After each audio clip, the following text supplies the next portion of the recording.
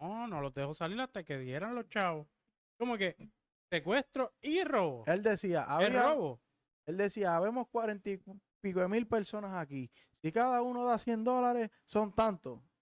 Ah, ciérrenme la puerta. Aquí Ciérrame la nadie puerta sale. porque son 400 y pico de mil. Ciérrenme la Oh, puerta. Ciérrenme la puerta. De aquí nadie sale.